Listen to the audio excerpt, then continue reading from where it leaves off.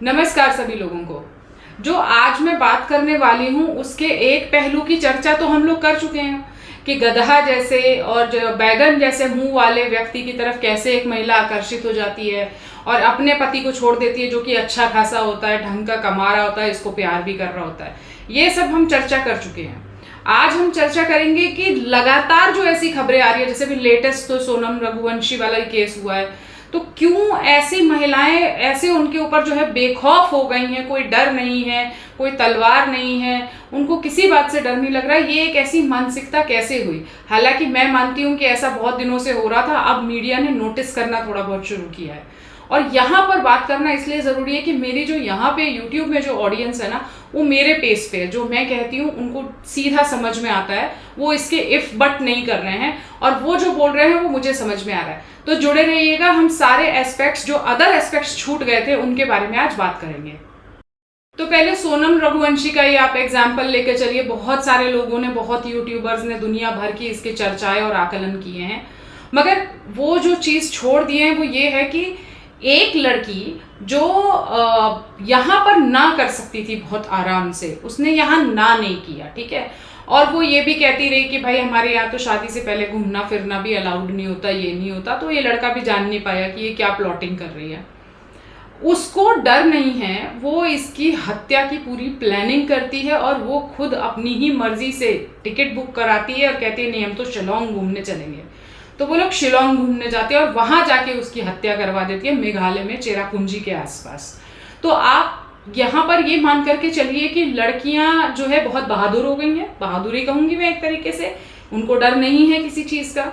तो ये माहौल बना कैसे? और केवल सोनम रघुवंशी की बात नहीं है। आप देखिए, मैं आपको जो है यहाँ पर दिखा रही हूँ कि एनसीआरबी का डेटा है कि कितनी हत्याएं ऑलरेडी हो चुकी हैं यहाँ पर। ये थोड़ा नॉर्थ इंडिया का डेटा दिखा रहे हैं। साउथ का अगर मान के चलें तो कर्नाटक में अभी हमने एक ऐसी देखा कि उसने पूरी कोशिश करी, वो नहीं कर पाई हत्या, ठीक है। तो ऐसा नहीं है कि ये सिर्फ वहाँ वहाँ का हिस्सा है, बल्कि ये बाढ़ सी आई हुई है। एक तरीके से रिपोर्टिंग हो रही है, अच्छे से लोग डिस्कस कर रहे हैं। तो मुझे ऐसा लगता है कि ये वाला माहौल जो है, जब यहाँ फेमिनिज्म शुरू हुआ था तब से ही बनना शुरू हो गया था। नोटिस लोगों ने बाद में किया कि ऐसा हो रहा है, ठीक है। क्योंकि आप अगर पीछे 12 साल को देखेंगे, मतलब मैं जब से इस मूवमेंट में हूँ, या कह दीजिए कि इस मुहिम में हूँ, मूवमेंट तो नहीं, इस मुहिम में हूँ, तब से मैं देख रही हूँ कि लगातार ऐसे बयान आते रहे हैं फेमिनिस्ट के, जिस पर किसी ने कभी सीरियसली जो है आपत्ति दर्ज नहीं कराई।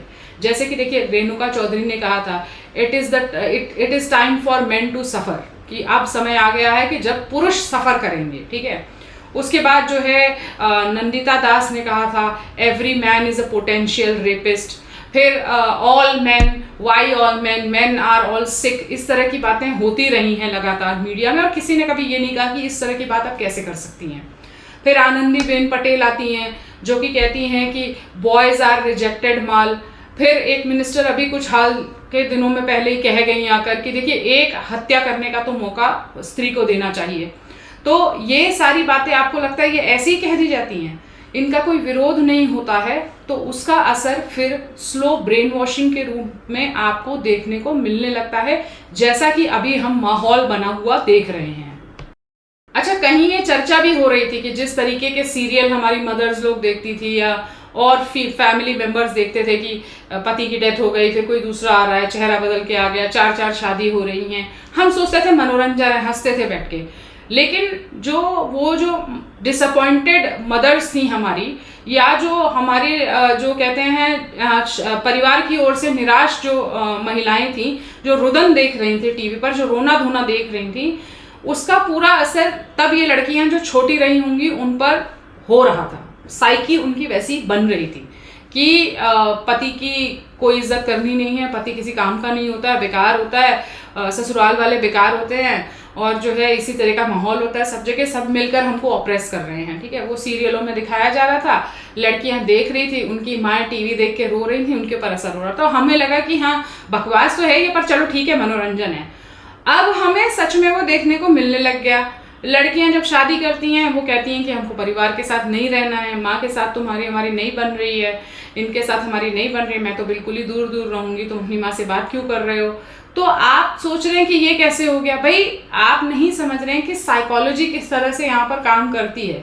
मनः स्थिति पर फर्क पड़ता है लड़कियों की, जब वो उनकी माएँ ये देख रही हों और वो भी ये देख रही हों, फिर मीडिया में सुनने को मिल रहा, फिर पत्रिकाएं यही सब निकाल रही हों, तो फिर उनका एक बन जाता है हिसाब किताब कि हाँ ये तो गलती है। तो फिर आप देखने को मिलने लग गया कि पतियों को मार दिया, बॉयफ्रेंड के साथ भाग गई, उससे भी नहीं बन रही है। अभी जैसे सोनम रघुवंशी का केस है, वो कितना उलझा हुआ है कि कितने लोग शामिल हैं, क्या क्या प्लॉटिंग हो रही थी, किसी को कुछ नहीं पता है। भाई अपना हैरान है उसका कि अरे ये कैसे कर दिया मेरी बहन ने।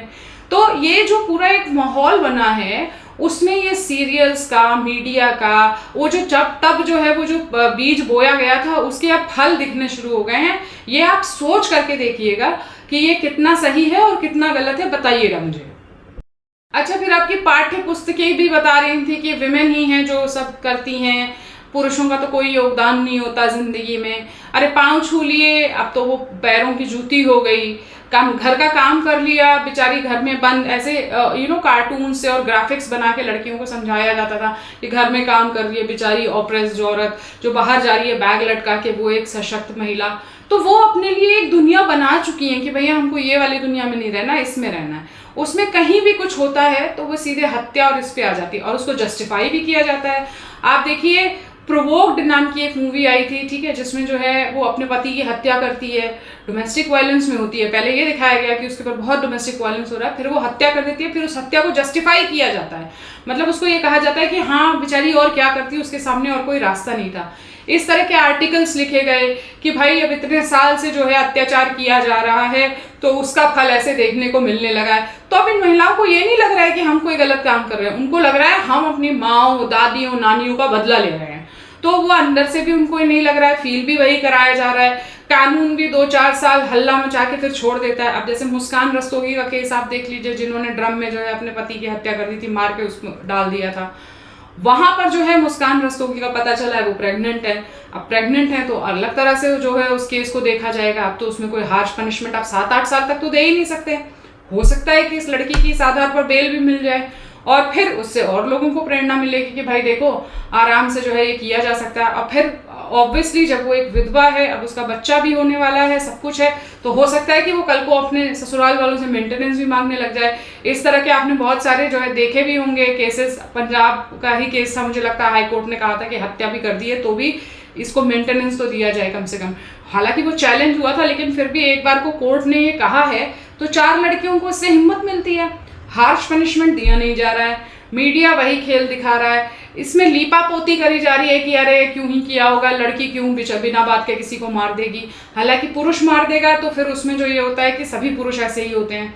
तो जब इस तरह का एक माहौल बनता है, लड़कियों की हिम्मत बढ़ती है, उनको नहीं लगता है कि हमें कोई जो है इससे कोई बहुत ही कठिन क्या दे देंगे ज़्यादा से ज़्यादा पनिशमेंट हमें, है ना। तो वो दिमाग में आता है कि कोई ना कोई तो छुड़वा ही लेगा। तो इस चक्कर में ये लोग इतनी लंबी प्लानिंग कर देती हैं और उनको उसमें कुछ हाई भी मिलने लगा है, उनको मज़ा भी आ रहा है करने में, और अगली लड़की इनसे इंस्पायर होके कर रही है ये काम। तो इसमें कोई एक कारण तो देखिए अब है नहीं कि सिर्फ एक ही कोई कारण हम बता दें कि मीडिया ने ऐसा किया इस वजह से हो गया, या माँ ने ऐसा कहा था इस वजह से हो गया। बहुत सारे कारण इसमें जो है वो रिस्पॉन्सिबल होते हैं, और मीडिया, जैसे कहते हैं लिटरेचर, सब मिल करके ये काम कर रहे हैं कि इन लड़कियों की लगातार हिम्मत बढ़ रही है। और हाँ, और एक बहुत बड़ी बात, आप किसी भी पॉलिटिशियन के मुंह से एक भी स्ट्रिक्ट बयान अभी तक नहीं सुनोगे कि स्त्री ने किया, भाई ये गलत बात है, ऐसा नहीं होना चाहिए, हमें कोई कानून लाना चाहिए।